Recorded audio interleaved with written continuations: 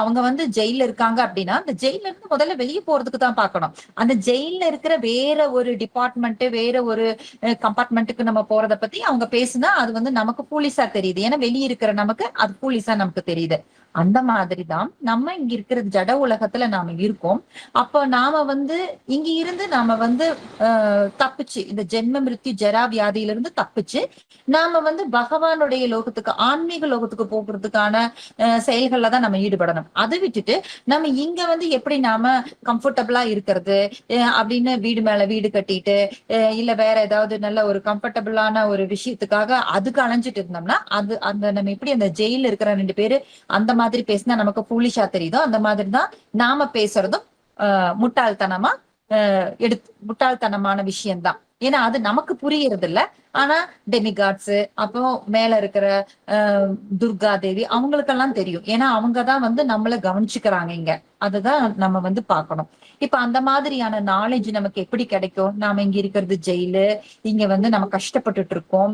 நாம இங்கிருந்து நாம வந்து இங்க இருக்கு, இது நம்மளோட இடமே கிடையாது, இது நம்ம தண்டனை கைதிகளா நாம இருக்கோம் அப்படிங்கிற அந்த நாலேஜ் எல்லாம் நமக்கு ஸ்கிரிப்சர்ஸ் தான் கொடுக்குது இல்லைங்களா? இப்ப இந்த மாதிரி இந்த ஜெயில வந்து நமக்கு ஒரு ட்ரெஸ் கொடுத்திருக்காங்க. இப்ப மனித உடல் கொடுத்திருக்காங்க. 84 லட்சம் வகையான அந்த மாதிரி ட்ரெஸ்ஸஸ் நம்ம மாறி மாறி மாறி மாறி நம்ம வந்து எடுத்துக்கிட்டே இருக்கோம். எப்படி கொஞ்ச காலம் வந்து ஈயோட உடம்புல இருந்திருப்போம், கொஞ்ச காலம் எறும்போட உடம்புல இருந்திருப்போம், நாயா பூனையா மரமா இல்ல மீனா கொசுவா இப்படி எப்படி எப்படியோ எல்லாம் வாழ்ந்து அப்புறம் அந்த பரிணாம வளர்ச்சியின் மூலமா நம்ம வந்து இப்ப மனித உடலுக்கு நம்ம வந்திருக்கோம். இந்த மனித உடல்ல நாம வந்து இந்த மனித உடலுமே நிறைய வாட்டி நம்ம எடுத்திருப்போம். இதுக்கு முன்னாடி ஜில்லியன்ஸ் ஆஃப் லைஃப் டைம் நம்ம வாழ்ந்திருப்போம். நம்ம அது கணக்கு வழக்கே கிடையாது. இப்ப இந்த மாதிரி மனித உடல் இருக்கும் பொழுதுமே நமக்கு இந்த கார்த்திக் தாமோதர மாசத்தை பத்தி தெரியாமையே நாம அந்த மனித உடலை வேஸ்ட் பண்ணிருப்போம். அதனாலதான் திருப்பி நம்ம இங்க வந்து பிறந்திருக்கோம். ஃபெயில் ஆனதுனாலதான் திருப்பி நம்மளுக்கு மறுபடியும் ரீ எக்ஸாம் நமக்கு வச்சிருக்காங்க. நம்மளுக்கு திருப்பி நம்ம இந்த மனித உடலுக்கு வந்திருக்கோம்.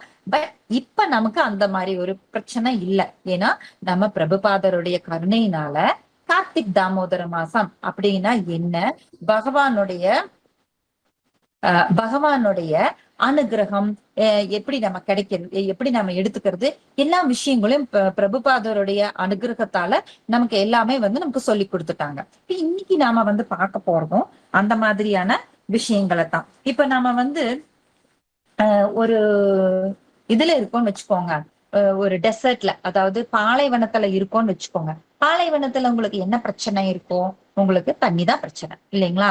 ரொம்ப வெயிலா இருக்கும், உங்களுக்கு ரொம்ப தாகம் எடுக்கும், தண்ணி கொஞ்சம் கிடைச்சா நல்லா இருக்கும் அப்படின்னு சொல்லி நம்ம நினைப்போம். அப்போ அந்த நேரத்துல மழை பெஞ்சா எப்படி இருக்கும்?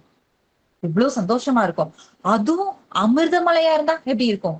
அந்த மாதிரிதான் பகவானுடைய கதைகள், லீலைகளை பத்தி பேசுறதும் இந்த ஜட உலகத்துல இருக்கிற இந்த அதுவும் நம்ம கலியுகத்துல இருக்கோம். அது வந்து ரொம்ப டிகிரேடான உலகம். மக்களுடைய நற்குணங்கள் எல்லாமே நசுங்கி போன ஒரு ஸ்டேஜ். ரொம்ப அதாவது ஓசினா ஃபால்ஸ் இது அப்படின்னு சொல்லுவாங்க இங்கிலீஷ்ல. அதாவது தப்புக்கள் தப்புக்கள் நிறைந்த கடல் அப்படி சொல்லுவாங்க.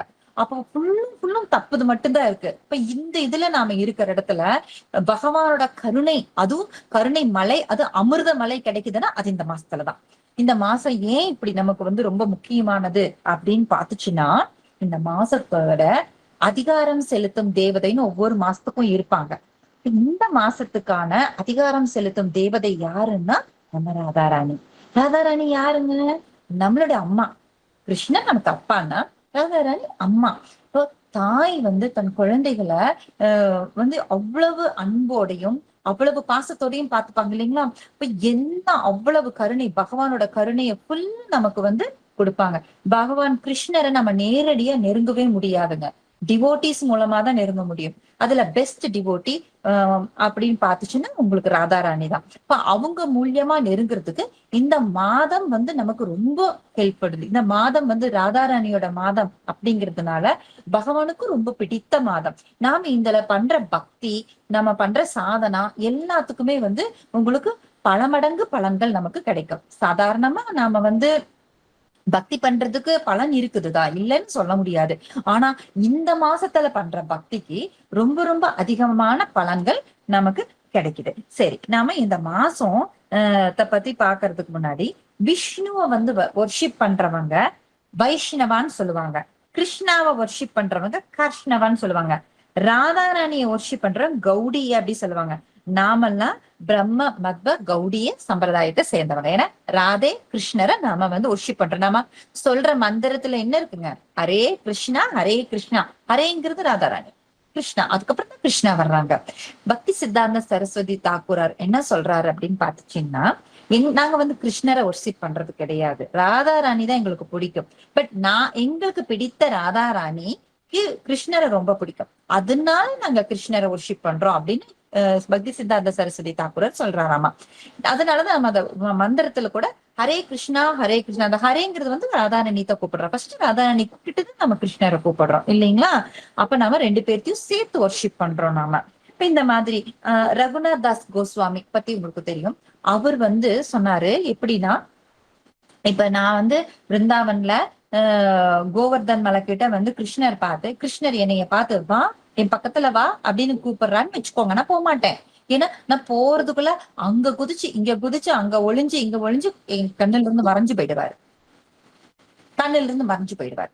அவரு வந்து ரொம்ப ஒரு ரொம்ப குறும்பான ஒரு ஃபெலோ, அதனால நான் போக மாட்டேன். ஆனா கிருஷ்ணன் பக்கத்துல ராதாராணி இருந்தாங்கன்னா அவங்க கூப்பிடலைன்னா கூட நான் போவேன். ஏன்னா ராதாராணி கூட இருக்கும்போது கிருஷ்ணர் எங்கேயும் போக மாட்டாரு அப்படின்னு சொல்லிட்டு சொன்னாராம். இதுல இருந்து நம்ம என்ன தெரிஞ்சுக்கிறோம் அப்படின்னா, ராதாராணி இருக்கிற இடத்துல கிருஷ்ணர் கண்டிப்பா நம்மளை ஏமாத்த மாட்டாரு. இப்ப ராதாராணியோட அனுகிரகம் நமக்கு கிடைச்சதுன்னா கண்டிப்பா கிருஷ்ணர் நம்மளுக்கு கிடைப்பாரு. அப்படி கிடைக்கக்கூடிய மாதம் தான் இந்த கார்த்திக் தாமோதர மாசம். சரி, தாமோதர மாசம் அப்படின்னா உங்களுக்கு தாம அப்படின்னா கயிறு, உதர அப்படின்னா வந்து வயிறு. உங்களுக்கு அந்த வயிற்றுல வந்து கைத்த போட்டு அசோதாமா கட்டினதுனால தாமோதர மாசம் அப்படின்னு வருது. ஏன் கார்த்திகை மாசம் வருது அப்படின்னா, இவங்க இருக்காங்க இல்லைங்களா நம்மளுடைய ராதாராணி, அவங்க அம்மா பேரு கீர்த்திகா சுந்தரி. அப்ப அது வந்து அதனால ராதாராணிக்கு இன்னொரு பேரு கீர்த்திகா குமாரி. அதுதான் மருவி கார்த்திக் மாசமா வருது உங்களுக்கு. இப்படி வந்து நமக்கு வந்து கார்த்திக தாமோதர மாசம் அப்படிங்கிற பேரு இப்படிதான் வந்துச்சுங்க. இப்ப வந்து நாம வந்து ஒரு ராஜா இருக்காருன்னு வச்சுக்கோங்க. அந்த ராஜாவுக்கு வந்து ஏதாவது ஒரு நல்ல விஷயம் வந்து அந்த சர்வன்ட் போய் சொன்னாங்கன்னு வச்சுக்கோங்க. அவர் வந்து திடீர்னு அந்த அந்த அந்த சொன்ன விஷயம் வந்து ரொம்ப சந்தோஷம் கொடுத்துச்சுன்னா உடனே கழுத்துல இருக்கிற ஒரு பெரிய ஹாரம், தங்க ஹாரமோ இல்ல வைர ஹாரமோ கழட்டி அந்த சர்வன்ட் கொடுப்பாரு இல்லைங்களா? ஏன்னா அவங்க சொன்ன விஷயம் வந்து அவங்களுக்கு அவ்வளவு ஹாப்பியா அந்த சந்தோஷத்தை கொடுத்ததுனால அந்த சந்தோஷத்தை வெளிப்படுத்துறதுக்காக அந்த கிஃப்ட் கொடுப்பாரு இல்லைங்களா? இதை வந்து மத்தவங்க யாரும் வந்து தப்பு சொல்ல முடியாது. அது வந்து அவருக்கு சந்தோஷம் கிடைச்சது அந்த விஷயத்தினால, அதனால அவருக்கு கிஃப்ட் கொடுக்கிறாரு. அந்த மாதிரி இந்த கார்த்திக் தாமோதர மந்த்ங்கிறது வந்து பகவானுக்கு ரொம்ப ரொம்ப ரொம்ப பிடித்த மாசம். இதுல நாம பண்ற பக்தி அப்படிங்கிறதுக்கு வந்து பகவான் அள்ளி அள்ளி கொடுப்பாரு. இப்ப நம்ம அதை வந்து நம்ம தடுக்க முடியாது. ஏன் மத்த மாசத்துல கொடுக்காம இந்த மாசத்துல கொடுக்கறாங்கன்னா பிடிச்சது. இப்ப எப்படி இந்த ராஜாக்கு பிடிச்சதுனால குடுக்கறது நம்ம வந்து தப்பு சொல்ல முடியாதோ அந்த மாதிரி இதுவும் அந்த மாதிரிதான். அதுவும் இல்லாம இப்போ ஆடி மாசம் அதெல்லாம் பாத்துச்சுன்னா டிஸ்கவுண்ட் மாசம்னு சொல்லுவாங்க. போய் நிறைய துணி கடைகள் எல்லாம் வந்து டிஸ்கவுண்ட் சேல் அப்படின்னு சொல்லிட்டு போய் நிறைய அள்ளிட்டு வருவாங்க. அந்த வருஷமே யூஸ் பண்ணிக்கிறதுக்காக ரொம்ப இதா பண்ணுவாங்க. அது மாதிரி எல்லாம் நம்ம கேள்விப்பட்டிருக்கோம் இல்லைங்களா? இப்ப இந்த மாசம் நமக்கு பக்தியில டிஸ்கவுண்ட் மாசம். அதாவது பகவான் வந்து டைம், நான் காலமா இருக்கேன், பகவான் வந்து பகவானோட எனர்ஜி காலமா இருக்கு அப்படி சொல்லிட்டு சொல்றாங்க. இப்ப அந்த மாதிரி காலம் அப்படிங்கிற ஒரு விஷயத்துல பகவான் வரும்போது நமக்கு ஏகாதசி திதியா வர்றாரு, அதுக்கப்புறம் புருஷோத்தம அதிக மாசமா வராரு, இந்த மாதிரி நமக்கு சாதுர் மாசியமா வராரு. அதுவும் இந்த சாதுர் மாசத்துல இந்த கடைசியில வர்ற கார்த்திக் தாமோதர மாசம் ரொம்ப ஸ்பெஷல். ஏன்னா அதனுடைய அதிகாரம் செலுத்தும் தேவதை யாருன்னா நம்மளுடைய ராதாராணி இல்லைங்களா? இப்ப இதெல்லாம் நாம வந்து பயன்படுத்திக்கும் பொழுது நாம பக்தியில வந்து ரொம்ப ஸ்பீடா நாம முன்னேற முடியும். நம்ம பக்தியில ரொம்ப நல்லா ப்ராக்ரஸ் ஆக முடியும். அப்ப வந்து ஸ்கந்த புராணத்துல என்ன சொல்லியிருக்காங்க அப்படின்னு பாத்துச்சுன்னா, அதாவது வேதங்கள்லயே வச்சு சாம வேதத்துக்கு ஈக்குவலா எதுவும் கிடையாது. அதே மாதிரி தீர்த்தங்கள்லயே வச்சு கங்கா தீர்த்தத்துக்கு ஈக்குவலா எதுவும் கிடையாது. அது மாதிரி மாதங்கள்லயே வச்சு இந்த கார்த்திகை தாமோதர மாசத்துக்கு ஈக்குவலா எதுவுமே கிடையாது அப்படின்னு ஸ்கந்த புராணத்துல சொல்லியிருக்காங்களாம். இப்ப அந்த அளவுக்கு குளோரிஃபையான ஒரு மாதம் இந்த கார்த்திகை தாமோதர மாதம். இந்த மாதத்துல இருக்கிற விரதத்துக்கு பேரு ஊர்ஜ விரதம் அப்படின்னு சொல்லிட்டு சொல்லுவாங்க. ஏன் இப்படி சொல்றாங்க அப்படின்னு பாத்தீங்கன்னா, உங்களுக்கு அதுக்கு பேர் வந்து அந்த ஊர்ஜ விரதம் அப்படின்னு சொல்லிட்டு சொல்றாங்க. இதுல வந்து நமக்கு நிறைய நிறைய நிறைய பகவானுடைய பாஸ்ட் டைம்ஸ் இந்த மாசத்துல நிறைய நிறைய நடந்திருக்கு. கோபியர் கீதம் இந்த மாசத்துலதான் பாடப்பட்டது. ஏன்னா பகவான் வந்து காட்டுல நைட்ல காட்டுல உட்கார்ந்து வேணு கீதம் வாசிச்சுட்டு இருக்கிறாருடைய புல்லாங்குழல்ல வாசிச்சுட்டு இருக்காரு. இப்ப கோபியர்கள் எல்லாம் வந்து அவங்க அவங்களுடைய வேலை அப்பப்ப பண்ணிட்டு இருக்காங்க. சிலர் குழந்தைங்களை வந்து தொட்டில் ஆட்டிட்டு இருந்தாங்க, சிலர் சமைச்சிட்டு இருந்தாங்க, சிலர் வேற அவங்க பெரியவங்களுக்கு ஏதாவது சர்வீஸ் பண்ணிட்டு இருந்தாங்க. இப்படி பல வேலைகள் பண்ணிட்டு இருந்தாங்க. சிலர் ட்ரெஸ் பண்ணிட்டு இருந்தாங்க. இப்படி எல்லாம் இருக்கிறதெல்லாம் அப்படி அப்படியே விட்டு போட்டு அவங்களுடைய அந்த புல்லாங்குழல் ஓசையை கேட்டுட்டு அவங்க வந்து காட்டுக்குள்ள போனாங்க அப்படிங்கிறது நம்ம பாகவதத்துல பாக்குறோம். இப்ப அங்க போனதுக்கு அப்புறம் பாத்துச்சுன்னா அவர் வந்து இப்படிதான் பொம்பளை பிள்ளைங்க எல்லாம் வந்து நைட்ல வருவீங்களா, அப்படி எல்லாம் வரக்கூடாதுன்னு அட்வைஸ் பண்றாரு. என்ன கிருஷ்ணா இப்படி சொல்றீங்க, உங்களோட வேணு கீதத்தை கேட்டுட்டு நாங்க வந்து அப்படி அப்படியே விட்டுட்டு குடும்பம் வேணாம் குழந்தைங்க வேணாம் அப்படின்னு நாங்க வந்தா நீங்க எங்களை இப்படி சொல்றீங்களே அப்படி சொல்லிட்டு சொல்லுவாங்க. இப்ப அந்த அன்னைக்குதான் வந்து ராசா டான்ஸ் நடந்துச்சு. அதாவது லட்சக்கணக்கான கோபிகள், அந்த லட்சக்கணக்கான கோபிகள்ல ஒவ்வொரு கோபியும் நினைச்சாங்களா என் கூட மட்டும்தான் கிருஷ்ணர் இருக்காரு, என் கூட மட்டும்தான் கிருஷ்ணர் டான்ஸ் ஆடுறாரு அப்படின்னு நினைச்சாங்களாம். அந்த அளவுக்கு லட்சக்கணக்கான விரிவங்கங்களா விரிஞ்சு எல்லாத்து கூடயும் டான்ஸ் பண்ணாரு. அப்படி பண்ணிட்டு இருக்கும் போது அந்த ஒவ்வொரு கோபியும் நினைச்சிருக்காங்க நான் ரொம்ப அதிர்ஷ்டசாலி, என் கூட தான் என் மேலதான் கிருஷ்ணர் வந்து ரொம்ப ஆசையா இருக்காரு அப்படின்னு நினைக்கும் போது அவங்களுக்கு அந்த அந்த பொசசிவ்னஸ் போக்கணும் அப்படிங்கறதுனால திடீர்னு மறைஞ்சு போயிடுறாரு கிருஷ்ணர்.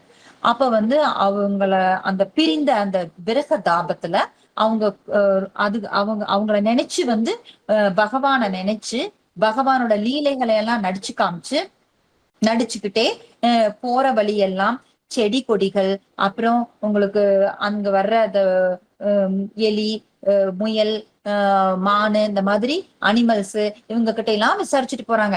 நீ கிருஷ்ணரை பாத்தியா, நீ கிருஷ்ணரை பாத்தியா அப்படின்னு சொல்லிட்டு எல்லாம் கேட்டுட்டு அந்த பூதன அரக்கிய கொன்னது, சடகாசுரனை கொன்னது, இந்த மாதிரி லீலைகள் எல்லாம் கோபியர்கள் வந்து நடிச்சு நடிச்சு நடிச்சு நடிச்சு காமிச்சுக்கிட்டே போறாங்க. அந்த அந்த கோபி கீதத்தை பாடிட்டு நடிச்சுட்டு போறாங்க.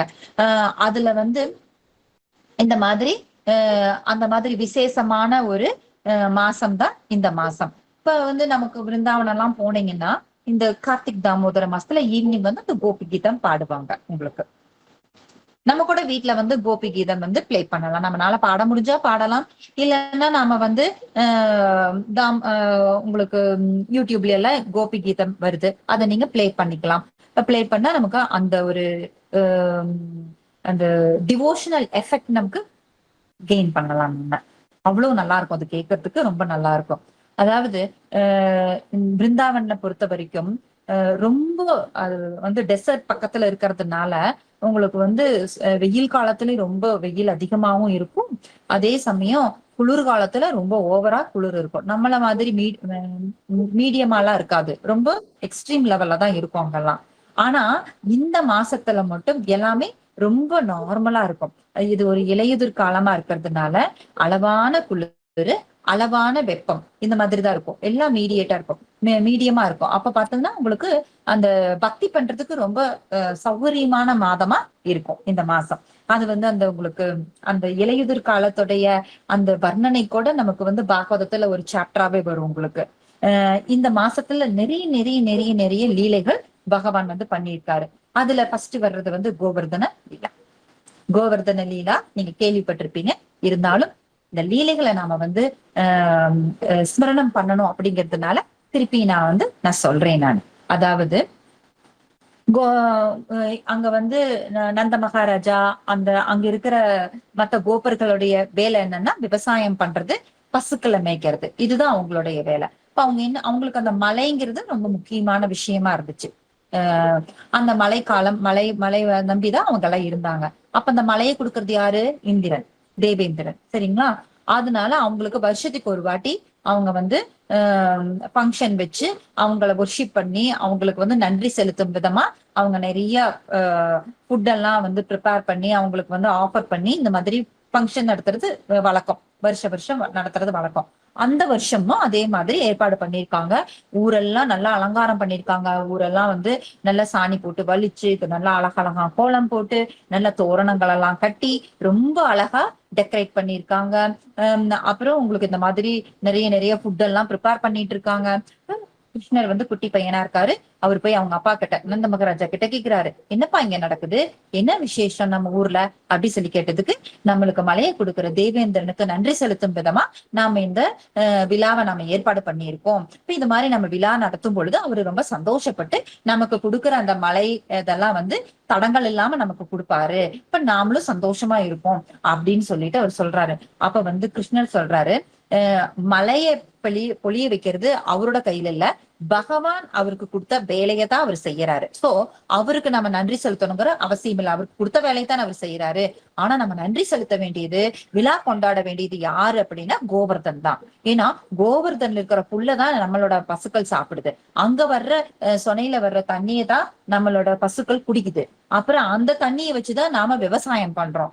அப்போ இங்க வந்து நமக்கு அப்படியே மழையை பெய்விச்சாலுமே அந்த மழையெல்லாம் இழுத்து இந்த மாதிரி விஷயங்கள் எல்லாம் நமக்கு கொடுக்கறது யாரு? கோவர்தன் மேலதான். கோவர்தனுக்கு தான் நம்ம வந்து நன்றி செலுத்தணும். அதனால நீங்க இந்த விழாவை கோவர்தனுக்கு தான் செய்யணும். டெமிகாட்ஸை கும்பிடணுங்கிற அவசியம் இல்ல அப்படிங்கிற மாதிரி சொல்றாரு. இப்ப வந்து நந்த மகாராஜாவும் அதை அக்செப்ட் பண்ணிக்கிறாரு. ஏன்னா கிருஷ்ணன் வந்து அவ்வளவு ஆகர்ஷணம் மிக்கவர். அதனால வந்து அவர் எது சொன்னாலும் வந்து எல்லாரும் கேட்டுப்பாங்க. அந்த மாதிரி அவங்க நந்த மகாராஜா சின்ன பையன் பார்க்கல, அவங்க சொன்ன விஷயத்த அவர் ஏத்துக்கிட்டு அதே மாதிரி கோவர்தனுக்கு போய் எல்லாத்தையும் படைக்கிறாங்க. படைச்சோன்னே கிருஷ்ணரே வந்து கோவர்தனா ஒரு மாதிரி அந்த ஃபுல்லா அவங்க கொடுத்த அந்த அத்தனை ஃபுட்டையும் அவர் வந்து அக்செப்ட் பண்ணிக்கிறார். அப்புறம் பசிக்குது அணையோர் அப்படி சொல்லிட்டே இருக்காங்க. திருப்பி அவங்க வந்து சமைச்சு கொடுத்துக்கிட்டே இருக்காங்க. அப்போ யசோதாமா வந்து என்ன பண்றாங்க, கடைசியில வந்து ஒரு துளசி இலை கூட வச்சு கொடுக்குறாங்க. அதுக்கப்புறம் தான் அந்த கோவர்தனுடைய பசி தீந்துச்சு அப்படின்னு சொல்லிட்டு சொல்றாங்க. இந்த மாதிரி எல்லாரும் சந்தோஷமா அந்த விழாவை கொண்டாடுறாங்க. இத பார்த்து இந்திரனுக்கு தேவேந்திரனுக்கு ரொம்ப கோபம் வந்துருச்சு. என்ன ஒர்ஷிப் பண்ணாம இந்த சின்ன பையன் பேச்ச கேட்டுட்டு இவங்க கோவர்தனை வந்து கும்பிடுறாங்களா, நான் யாருன்னு காமிக்கிறேன்ப்பா அப்படின்னு சொல்லிட்டு சம்பர்த்தகா மேகங்களை கூப்பிடுறாரு. அந்த மேகங்கள் எப்படிப்பட்ட மேகங்கள் அப்படின்னா, உங்களுக்கு ஊழிக்காலம், அதாவது பிரளய காலம் வருது இல்லைங்களா, பிரம்மாவோட நைட் எல்லாம் வரும் பொழுது கீழே இருக்கிற லோகங்கள், நம்ம இந்த மாதிரி இந்த சொர்க்கலோகம் வரைக்கும் இருக்கிற லோகங்கள் எல்லாம் வந்து அழிஞ்சிரும் உங்களுக்கு. அதுக்காக வந்து அந்த மலை மேகங்கள் எல்லாம் அந்த டைம்ல தான் வந்து அவங்களுக்கு அப்பதான் வேலை. ஆனா அந்த மேகங்களை கூப்பிட்டு பிருந்தாவனை போய் அழிச்சிட்டு வா, மழை பெஞ்சு அப்படின்னு சொல்லி ஆர்டர் போட்டுறாரு. இவர் தானே மலைக்கு அதிபதி, சோ அவங்க கேட்டுதான் ஆகணும். இப்ப வந்துடுறாங்க. வந்துட்டு அந்த மழை பெய்தான். மழை பெய்யறது எப்படி இருக்குதுன்னா, ஒவ்வொரு துளியும் கடப்பாறை மாதிரி விழுகுதான். அப்ப எப்படி இருக்கும் நினைச்சு பாருங்க. ஃபுல்லும் அவ்வளவு வெள்ளக்காடா இருக்குது. எல்லாரும் வந்து கிருஷ்ணர் கிட்ட போய் சொல்றாங்க, இந்த மாதிரி தேவேந்திரனுக்கு கோவம் வந்துருச்சு, இந்த மாதிரி நம்மளை அழிக்கிறதுக்கு இப்படி மழை பெஞ்சுக்கிட்டே இருக்குது, எங்க போறதுன்னு தெரியல, எல்லா வீடெல்லாம் வந்து மூழ்கிடுச்சு அப்படின்னு எல்லாம் சொல்றாங்க. நான் காப்பாத்துறேன்னு சொல்லிட்டு அவர் என்ன பண்றாரு, கோவர்தன் மலையை வந்து தன் சுண்டு விரல, இடது கை சுண்டு விரல்ல தூக்கி நின்னுக்கிறாரு. எல்லாரும் இங்க வாங்க அப்படின்னு சொல்லிட்டு கூப்பிட்டுட்டு அவங்களை எல்லாத்துக்கும் அடைக்கலம் கொடுக்குறாரு. எல்லாரும் வந்து அவ்வளவு ஹாப்பி ஆயிடுறாங்க. எல்லாரும் கீர்த்தன், ரொம்ப அழகான கீர்த்தன் பண்றாங்க. 7 நாள் தொடர்ந்து அவர் வந்து மலையை பெய்விச்சுக்கிட்டே இருக்கிறாங்க. அதுவும் இல்லாம அவங்களோட அந்த வஜ்ராயுதத்தை வச்சு பெரிய பெரிய இடி மின்னல் இதெல்லாம் பண்றாங்க. அந்த மலை மேல அந்த இடி மின்னல் எல்லாம் விழுகுது, எதுவுமே ஆகாது. ஏன்னா பகவானுடைய பாதுகாப்புல இருக்கு. சோ எதுவுமே ஆகல. ரொம்ப பூ மாதிரி தான் அது ஃபீல் பண்ணுச்சு இந்த கோவர்தன். இப்ப கீழே இருக்கிறவங்களுக்குமே எந்த ஒரு அந்த குளிரோ அந்த இது எதுவுமே, பசியோ தாகமோ எதுவுமே எடுக்கல. அந்த ஒரு வாரமும் பசியோ தாகமோ எதுவுமே எடுக்கல. ரொம்ப எல்லாருமே வந்து ரொம்ப சந்தோஷமா கிருஷ்ணருடைய கீர்த்தன் பண்ணிட்டு அந்த மாதிரிதான் இருந்தாங்க. ஒரு வாரம் வந்து மழை பெய்யுது. உங்களுக்கு அது கடப்பாற மாதிரியான துளிகள் விழுந்துன்னா எவ்வளவு பெரிய வெள்ளக்காடா இருக்கும் இல்லைங்களா? ஆனா பக்கத்துல இருக்கிற மதுராவுக்கு கூட எந்த பாதிப்பும் இல்ல, ஃபுல்லும் நிலத்துல போயிடுச்சு. இதுதாங்க பகவானுடைய கருணை. பகவான் வந்து காப்பாத்தணும்னு நினைச்சாங்கன்னா யாராலையும் எதுவுமே பண்ண முடியாது அப்படிங்கறத உணர்த்துறதுக்காகத்தான் இந்த லீலா. இப்ப இத பார்த்துட்டு இவரு இது சின்ன பையன் கிடையாது, இவர் பகவான் தானே புரிஞ்சுக்கிட்டு அதுக்கப்புறம் சுரபி பசுவை கூட்டிட்டு வந்து மன்னிப்பு கேட்பாரு. மன்னிப்பு கேட்டு உங்களுக்கு சுரபி பசுவும் அவங்களும் வந்து கோவிந்த குண்டுல இருந்து தண்ணி எல்லாம் எடுத்துட்டு வந்து உங்களுக்கு அவருக்கு அபிஷேகம் பண்ணி அந்த மன்னிப்பு கேட்ட மாதிரி பாகவதத்துல முடிப்பாங்க. இந்த லீலை வந்து இந்த மாதத்துல நடந்துச்சு, கோவர்தன லீலா. அப்புறம் இன்னொரு லீலா, ரொம்ப சூப்பரான ஒரு லீலா, கோபாஷ்டமி. கோபாஷ்டமி வந்து ஃபாலோ பண்ணுவாங்க இல்லைங்களா? அது அதாவது குழந்தைங்களுடைய ஏஜ் வந்து 3 விதமா பிரிப்பாங்க. 1ல இருந்து 5 வரைக்கும் என்ன சொல்லுவாங்கன்னா குமார ஆஹ் பருவம் அப்படி சொல்லுவாங்க. அப்புறம் 6ல இருந்து 10 வரைக்கும் இருக்கிற ஏஜ் வந்து பௌக்கண்ட பௌக்கண்ட அப்படி சொல்லுவாங்க. 11ல இருந்து 15 வரைக்கும் இருக்கிற வயசு வந்து கிஷோர பருவம் அப்படி சொல்லுவாங்க. அதுக்கப்புறம் 16ல இருந்து 20 வரைக்கும் நவ யவன பருவம்னு சொல்லுவாங்க. பகவான் கிருஷ்ணர் வந்து அந்த கிஷோர பருவத்துல இருந்து தாண்டறது கிடையாது. அந்த மாதிரிதான் எப்பவுமே நம்மள மாதிரி சின்ன குழந்தை, அப்புறம் இளமை, முதுமை, அப்புறம் சாகிறது, இதெல்லாம் நம்மளுக்குதான். பகவானுக்கு அந்த ஒரே இதுதான், எப்பவுமே அதே இதுலதான் இருப்பாரு அவரு. இந்த மாதிரி இருக்கும் பொழுது 6 வயது ஆயிடுது அவருக்கு. யாருக்கு? நம்ம கிருஷ்ணருக்கு 6 வயது ஆயிடுது. அதுக்கு முதல்ல வரைக்கும் என்ன பண்றாரு, குட்டி குட்டி கண்ணுக்குட்டிகளை தான் வந்து அவங்க வந்து மேய்ச்சிட்டு இருப்பாங்க. அவங்களோட ஃப்ரெண்ட்ஸோட கோப்பர்களோட அந்த குட்டி குட்டி கண்ணுக்குட்டிகளை மேய்க்கிற பொறுப்பு தான் கொடுத்திருந்தாங்க. அது பக்கத்துலதான், அவங்க வீட்டு பக்கத்திலேயே கொஞ்சம் தூரத்திலேயே மேய்ச்சிட்டு வந்துருவாங்க. ஆனா 6 வயது ஆனதுனால கிருஷ்ணர் போய் அவங்க அம்மா யசோதா கிட்ட போய் கேக்குறாங்க, அம்மா நான் எனக்கு 6 வயசு ஆயிடுச்சு, நான் பெரிய பையன் ஆயிட்டேன், அதனால வந்து எனக்கு பெரிய மாடுகளை மேய்க்கிற பொறுப்பை எனக்கு நீங்க கொடுக்கணும் அப்படின்னு சொல்லி கேக்குறாங்க. இது பெரிய மாடுகளை கொடுத்ததுன்னா காட்டுக்குள்ள போகணும். இப்ப போனா ஈவினிங் தான் வருவாங்க. இப்ப கிருஷ்ணரை அவ்வளவு நேரம் பிரிஞ்சிருக்கணும் இல்லைங்களா? அப்படின்னு சொல்லிட்டு அப்படியெல்லாம் பெரிய பொறுப்பெல்லாம் ஈஸியா எல்லாம் உனக்கு கொடுத்துட முடியாது, அதுக்கெல்லாம் நாலு நேரம் இதெல்லாம் பார்த்துதான் உனக்கு பொறுப்பு ஒப்படைக்க முடியும் அப்படின்னு அவங்கள மழுப்புறதுக்காக சொல்றாங்க. என்னாச்சு, கிருஷ்ணரை வந்து ஏமாத்த முடியுமா? அவரு நினைச்சா அதை பண்ணிருவாரு தானே. அப்ப உடனே அந்த டைம்ல கர்கமுனி வராரு. கர்கமுனி வந்துட்டாரு, அவர்கிட்ட டைம் பிக்ஸ் பண்ணுங்க, அந்த டைம்ல எனக்கு வந்து கொடுங்க, அந்த பொறுப்பை கொடுங்க அப்படின்னு. அவரும் வந்து நாளைக்கே நல்ல நாள் இருக்குன்னு சொல்லி குடிச்சு கொடுத்துட்டு போயிடுறாரு. இந்த சொல்லிட்டாங்கல்ல, நான் நாளைக்கே வந்து மாடுகளை மேய்க்க போறேன் அப்படி சொல்றாங்க. யசோதாமாவுக்கு இவங்களை எப்படி நம்ம வந்து எப்படியும் தடுக்க முடியாதுன்னு தெரிஞ்சு போச்சு. அப்ப வந்து சொல்றாங்க, சரி நீ போறதெல்லாம் பரவாயில்ல, இவ்வளவு நாள் பக்கத்துலதான் நீ வந்து கண்ணுக்குட்டிகளை மேய்ச்சிட்டு இருந்த, இப்ப நீ தூரமா காட்டுக்குள்ள எல்லாம் போகணும், உன்னோட கால் வந்து ரொம்ப கோமலம், ரொம்ப சாஃப்ட். சோ அதனால நீ வந்து உனக்கு நான் செருப்பு கொடுக்குற, செருப்பு போட்டு போ அப்படி சொல்லிட்டு யசோதம்மா சொல்றாங்க. இதை நீ வந்து மறுக்க கூடாது அப்படி சொல்லிட்டு யசோதம்மா சொல்றாங்க. அப்படியா, ஓகே, நான் வந்து செருப்பு போட்டுக்கிறேம்மா, நீங்க உங்களோட அன்பை நான் மறுக்க மாட்டேன். ஆனா என் கூட வர்ற என்னோட பசுக்கள், அந்த பசுக்கள் வந்து வெறுங்கால்ல தானே வருது, அந்த பசுக்கள் அத்தனைக்கும் நீங்க வந்து செருப்பு கொடுக்கறதா இருந்தா சொல்லுங்க, நானும் செருப்பு போட்டு போறேன் அப்படின்னு சொல்லிட்டு சொல்லுவாங்க. நந்த மகாராஜாவுடைய வீட்டுல 9 லட்சம் பசுக்கள் இருக்கு. 9 லட்சம் பசுக்களுக்கு 4 காலு. அப்ப அத்தனை பசுக்களுக்கும் செருப்பு தைக்கிறதுன்னா யசோதாமானால முடியுமா? அவங்க நீ எப்படி நான் சமாளிக்கிறது அப்படின்னு சொல்லிட்டு அவங்க ரொம்ப வேதனைப்பட்டு இனி என்னமோ பண்ணு அப்படின்னு சொல்லிட்டாங்க. இந்த கான்வர்சேஷனை அந்த பசுக்கள் கேட்டுட்டு இருக்குது. அந்த பசுக்களுக்கு அப்படி ஒரு அழுகை வந்துருச்சு, நம்ம மேல எவ்வளவு அன்பு வச்சிருந்தா நமக்கு செருப்பு இல்லைன்னு சொல்லிட்டு பகவான் செருப்பு போட மாட்டேங்கிறாரு அப்படின்னு சொல்லிட்டு அந்த கிருஷ்ணர் மேல இருக்கிற அன்பு பீறிட்டு அந்த பசுக்கள் எல்லாம் என்ன பண்ணுது அப்படின்னா அந்த மடைய திறந்துட்டு அவங்க எல்லாம் வெளியே போறாங்க. போயிட்டு அந்த ஃபுல் நைட்டும் ஃபுல் பிருந்தாவனத்திலையும் வந்து இருக்கிற அத்தனை கல்லையும் வந்து மிதிச்சு மிதிச்சே ஃபுல்லும் பொடி பண்ணி நல்ல ரொம்ப சாஃப்ட் மண்ணா பண்ணி விட்டுட்டு காலையில விடியறதுக்குள்ள திருப்பி வந்து அவங்களுடைய அந்த பட்டியல வந்து அடைஞ்சுக்கிட்டாங்க. அப்ப அதாவது உங்களுக்கு இப்ப நம்மளுடைய ஊர்ல எல்லாம் பாத்தீங்கன்னா மண்ணு வந்து ரொம்ப ஹார்டா இருக்கும். ஆனா நீங்க பிருந்தாவனத்துக்கு போனீங்கன்னா அந்த கோவர்தன் மலை பக்கத்துல அது மாதிரி நீங்க நடக்கிறது வாய்ப்பு இருக்கும் இல்லைங்களா, பரிக்கிரமா எல்லாம் பண்ணும்போது அந்த மண் பாத்தீங்கன்னா அவ்வளவு வெல்வெட் மாதிரி சாஃப்டா இருக்கும். இந்த பாஸ்ட் டைம்னாலதான் அந்த அந்த ஊர் மண்ணு அவ்வளவு சாஃப்டா இருக்குது அப்படிங்கிறது நம்ம தெரிஞ்சுக்கலாம். இப்படி பண்ணிட்டு வந்துடுறாங்க. அடுத்த நாள் வந்து ரெடி ஆகுறாங்க எல்லாரும் வந்து மாடு மேய்க்கிறதுக்கு ரெடி ஆகுறாங்க. பசுக்களும் ரொம்ப சந்தோஷமா ரெடி ஆகுறாங்க. அப்ப பாத்துச்சுன்னா ராதா ராணிக்கு ரொம்ப வருத்தம். கிருஷ்ணர் வந்து தூரமா போயிட்டாருன்னா இப்ப சாயங்காலம் வரைக்கும் பார்க்க முடியாது அப்படின்னு சொல்லிட்டு என்ன பண்றாங்க, ஐடியா பண்றாங்க, நாமளும் வந்து அவங்க கூட மாடு மேய்க்க போலாம் அப்படின்னு சொல்லிட்டு அவங்களுடைய ஒரு சக்கா, சுபல சக்கா அப்படின்னு சொல்லிட்டு ஒரு கோபர், அவங்கள மாதிரி இவங்க ட்ரெஸ் பண்ணிக்கிறாங்க. யாரு, நம்ம ராதாராணி பையன் மாதிரி ட்ரெஸ் பண்ணிட்டு அவங்களோட மாடு மேய்க்கிறதுக்கு போறாங்க. இந்த மாதிரியான ஒரு பாஸ்ட் டைம் வந்து இந்த நாள்ல நடந்தது கோபாஷ்டமி. அதாவது கோபர் மாதிரி அவங்க ட்ரெஸ் பண்ணிட்டு போனதுனால கோபாஷ்டமி.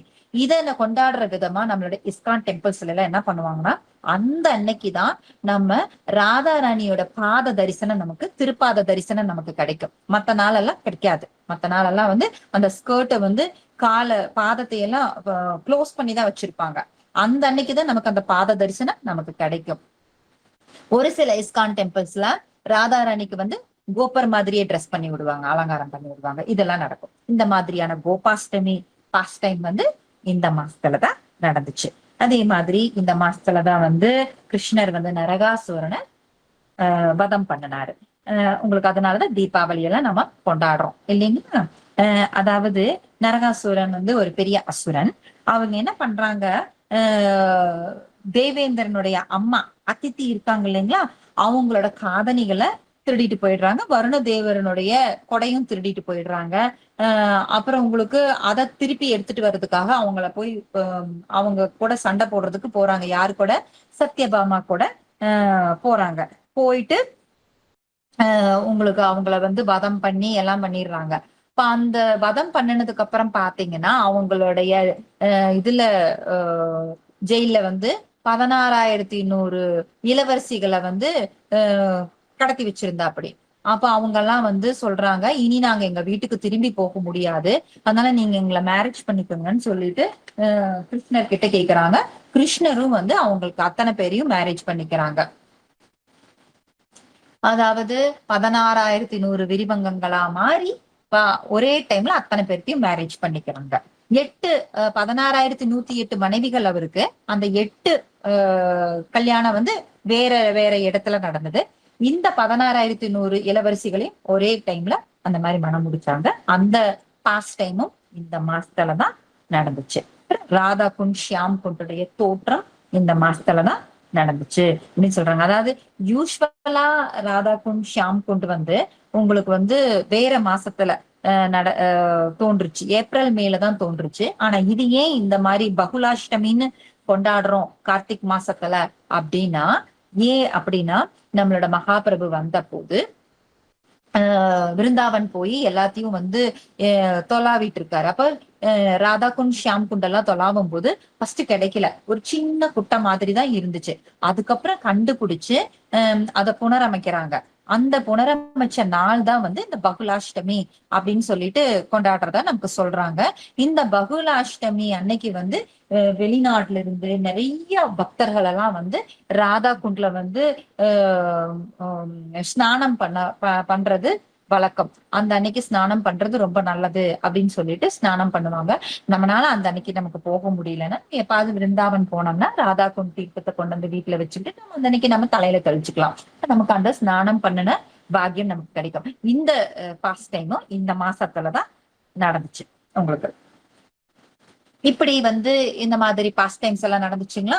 ராமர் வந்து அயோத்தியாவுக்கு திரும்பி வந்தது, அதாவது ராவணனை வதம் பண்ணிட்டு தாயார் சீதா தேவியோட லக்ஷ்மணனோட அயோத்தியாவுக்கு திரும்பி வந்தது இந்த நாள்லதான், அதாவது தீபாவளி நாள் தான் அப்படி சொல்லிட்டு சொல்றாங்க. இந்த மாசத்துலதான் வந்திருக்காங்க அப்படின்னு சொல்றாங்க. பலி வாமன லீலா நடந்ததும் இந்த மாசத்துலதான். அப்புறம் லக்ஷ்மி பூஜாவும் இந்த மாசத்துலதான். சமுத்திர மந்தன், இந்த சமுத்திர மந்தன் கூட இந்த மாசத்துலதான் நடந்துச்சு அப்படின்னு சொல்லி சொல்றாங்க. அதாவது பார்க்கடலை வந்து அசுரர்களும் தேவர்களும் வந்து கடைவாங்க. அப்ப கடைஞ்சு அதுல வர்ற விஷயங்களை வந்து எடுக்கணும், அமிர்தத்துக்காக கடைவாங்க. அதாவது மந்தார மலைய வந்து மத்தாக்கிட்டு வாசுகி பாம்ப கயிறாக்கிட்டு அதுக்கு வந்து வெயிட் யார் வச்சு வெயிட் யாரா உட்கார்ந்தாங்கன்னா நம்ம கூர்ம அவதாரமா நம்ம பகவான் அங்க வந்து இருக்காரு. இப்ப அந்த மாதிரி வந்து அந்த பாஸ்ட் டைம் நடந்துச்சு. நடக்கும்போது நிறைய 14 ஜெம்ஸ் நிறைய விஷயங்கள் அதுல இருந்து வந்துச்சு. உச்சரேஸ்வரவா, கஜேந்திரன் நிறைய வந்துச்சு அதுல இருந்து. இப்ப வந்து கடைசியா வந்து தன்வந்திரி பகவான் வந்து வராரு.